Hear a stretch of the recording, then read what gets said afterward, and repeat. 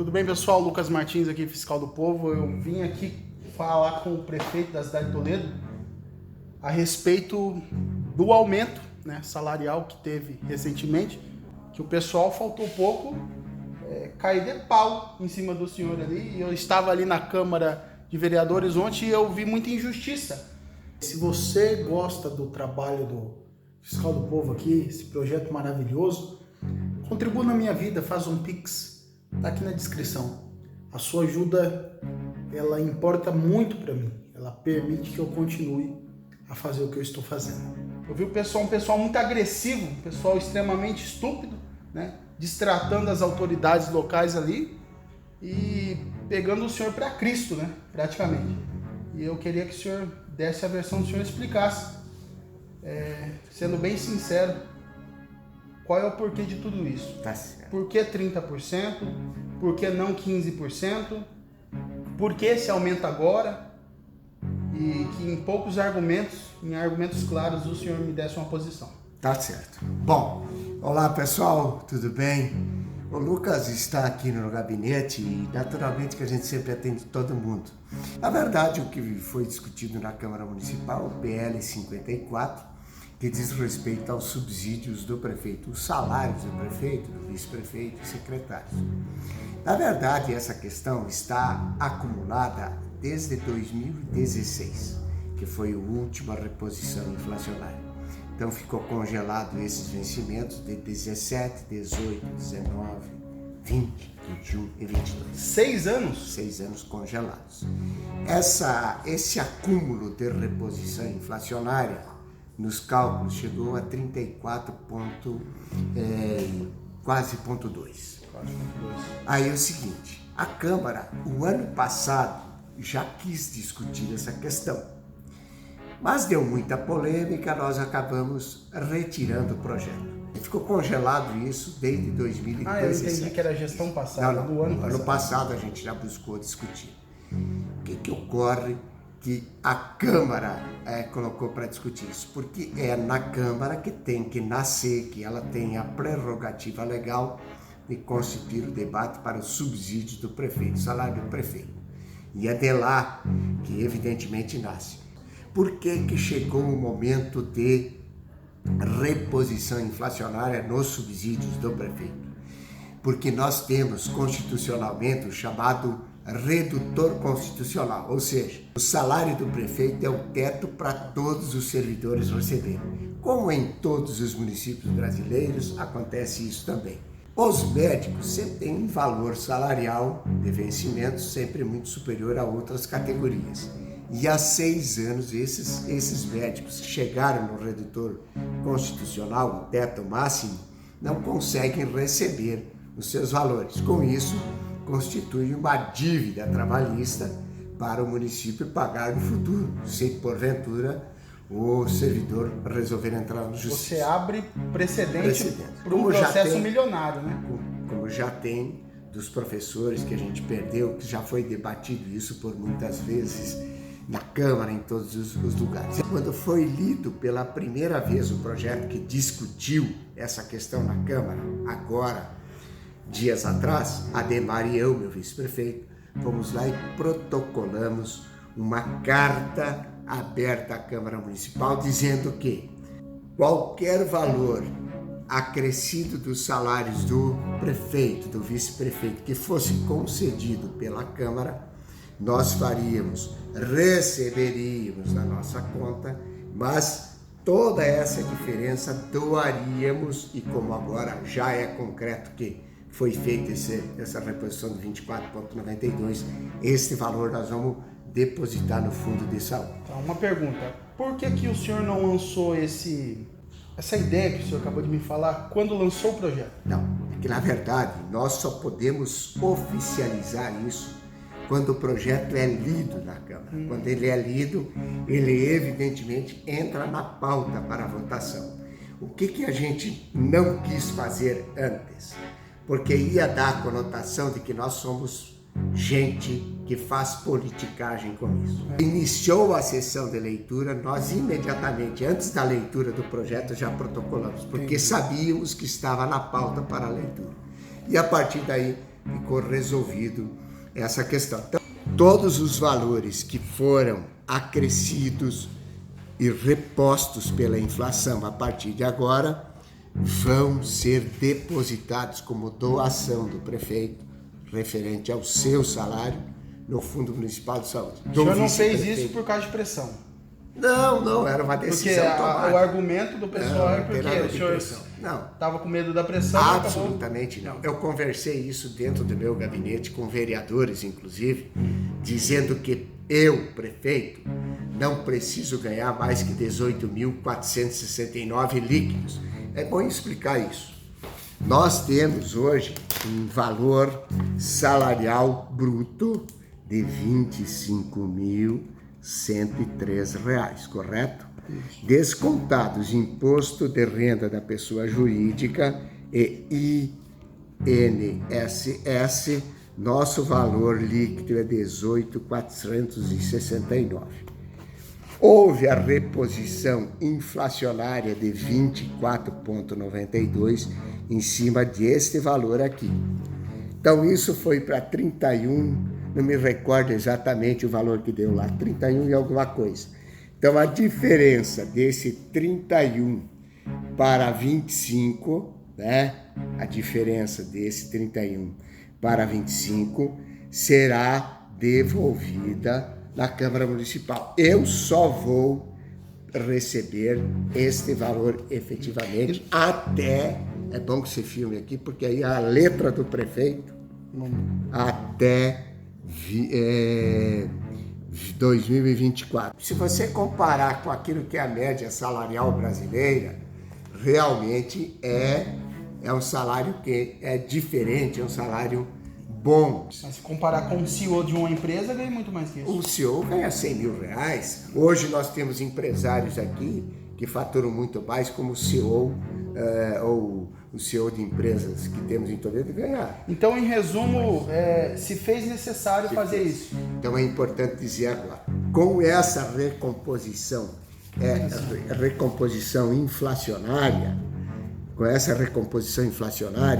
o valor para o teto dos médicos, então, subiu. Agora, com isso, a gente conseguiu já, por conta dos 10 votos favoráveis, eu quero agradecer esses vereadores, nós já vamos conseguir pagar horas extras para os médicos que hoje, inclusive, quarta-feira, 4 de maio de 2022, estarão já trabalhando das 19 às 22 horas na unidade do Copagro e do Europa. Para que a gente fez isso? Já temos possibilidade. Temos epidemia de dengue, temos superlotação da UPA e do mini hospital. Agora, com essas duas unidades, por exemplo, você chega em casa 19 horas, o teu filho, tua filha, alguém da família está com sintomas gripais, está com dores, etc., ele não precisa ir na UPA ou no mini hospital. Ou ele 3 vai horas lá da no madrugada, Copagro, né? ou na Europa para ser atendido. Entendi. Tá bom? Então isso possibilitou a gente agora pagar as horas extras e os médicos que têm esse redutor constitucional recebem no final do mês. Não importa o valor que você receba de salário, mas vamos supor assim, todo mês você tem direito a receber teu salário total. E todo mês alguém chega lá e diz o seguinte, então, 10, 15, 20, 30% você não pode receber. Você não pode. Isso entra na lei da isonomia, né? Exatamente. Então, assim, o servidor público sempre recebe a recomposição salarial porque é um valor devido e nós temos que cumprir a lei. Quando os vereadores assumem a sua cadeira na Câmara, eles fazem um juramento a seguir a lei orgânica, a Constituição, dentro da legalidade. Este processo todo está dentro de uma legalidade. A decisão de devolução desse valor da recomposição inflacionária partiu do prefeito e do vice-prefeito. E uma coisa importante dizer, que quem manda para a Câmara os vencimentos dos servidores de maneira geral, a recomposição inflacionária é o prefeito. Quem estabelece os valores dos vencimentos, subsídios do prefeito é a Câmara, não é o prefeito. Então, isso é importante que se diga. E uma outra coisa que eu defendo, inclusive, tive em Brasília na Marcha dos Prefeitos. Esse redutor inflacionário, me parece, inclusive, que o Fux, que é o presidente do Supremo Tribunal Federal, estaria dentro dessa perspectiva de uma análise de uma demanda justamente nesse sentido, do redutor constitucional, tirando essa questão do salário do prefeito.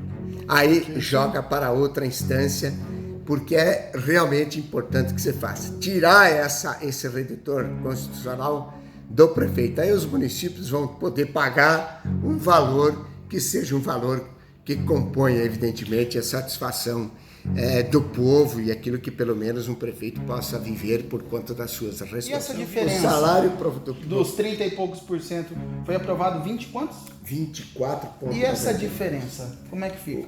Os outros É mais quase ficou 9 e pouco por cento que não foi reposto. E que aí, seria o ideal. Fica para onde? Não, agora isso está morta lebre, como diz o outro. Já isso não se mexe mais, não se recompõe mais. Não corre o risco do município levar processo? Não, eu acho que por conta dessas lutas que fizemos, os próprios médicos vão ver das grandes dificuldades que foi aprovar esse projeto. Eu creio que nós não teremos ações para querer recuperar algo do passado. É claro que é legítimo esses médicos quererem entrar na justiça, tá? Receberem, assim como fora movido aquele processo dos professores e hoje já passa de 70 milhões e mais honorários de sucumbência. Mas assim, eu vejo que os profissionais médicos estão muito conscientes de que tudo aquilo que fora feito do ponto de vista de querer recompor os valores dos seus vencimentos, seus salários, foi uma luta árdua, que foi compreendido pela comunidade, outros tantos não entenderam, ou em alguns mais raros que não querem entender e que estão trabalhando só sobre o viés. Se nós não discutíssemos esse projeto, iria ficar congelado 23, 24, pelo menos. 50%? Tá? Mais? Então, assim, 24. Necessariamente em 2025 teria que ser discutido. Mas nesse caminho aqui, nós teríamos prejuízos de perder profissões. Esse 2025 poderia atingir em torno de 50%, 55% para ser recomposto. Aí esquece. Então é aquele assunto. Quanto mais se retarda, pior fica. Isso chama-se procrastinação. Foi feito o correto para que os servidores médicos recebam aquilo que lhe é devido.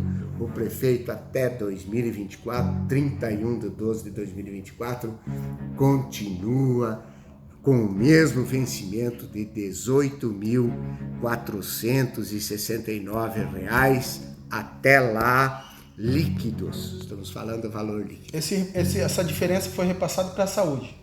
Para o Fundo Municipal de Saúde. Uma pergunta, esse dinheiro ele pode ser usado lá no hospital regional? Para o Fundo Municipal de Saúde, entra no Fundo Municipal, pode ser feito cirurgia eletiva, pode ser feito obra, pode ser feito o que o fundo tem de recurso, ele pode ser usado para compra de ambulância, manutenção, pagamento de salários. O Fundo Municipal de Saúde é onde entra o dinheiro para tocar a saúde. Então nós recebemos e botamos. Quero dar as minhas considerações sobre esse assunto. Vamos analisar os dois lados. Imagine você, prefeito da cidade, com um BO gigante para descascar. Tá? Pipinão, meu amigo, gigante. De um lado, os médicos. Prefeito, a gente tá há 6 anos aí sem receber os retroativos, não consegue ganhar mais, não consegue aumentar o nosso salário aí, porque o teto é o salário do senhor. E aí, cara, o que você faz? Uns dizem, prefeito, você tem que ignorar e não vai aumentar, é um absurdo aumentar, gente. Simplesmente ignorar a situação não muda. Você tem que resolver a parada. O médico da classe T8 é um servidor público. Infelizmente, para aumentar o salário do médico, tem que se aumentar o salário do prefeito. porque aquela classe de médico T8 é servidor público. A solução que soa mais interessante seria dar os 15%, né? E o restante se discute depois. Só que, e esse restante? E se o pessoal recebe o aumento e resolve fazer uma ação judicial? Na minha cabeça, esse é o maior medo do prefeito. Por isso que ele quis pagar de uma vez.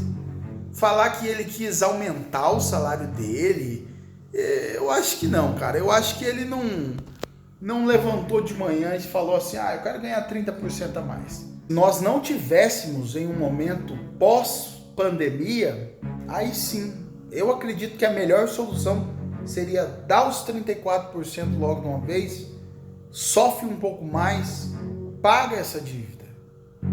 Mas como nós estamos num momento que o país foi arrasado por isso, o ideal, não sei se isso seria possível, judicialmente falando, seria pagar-se os 15% de 34, 15%, a diferença pagava depois. Acordava com os médicos, a gente tá complicado as coisas, vamos pagando aí, não sei se anualmente, 2% a mais, 5% a mais, e vai eliminando isso, e tira o juro, sabe? Fizesse um acordo, não sei se isso é possível, é complicado, mas é um problema que tinha que ser resolvido, né? Essas são as minhas considerações.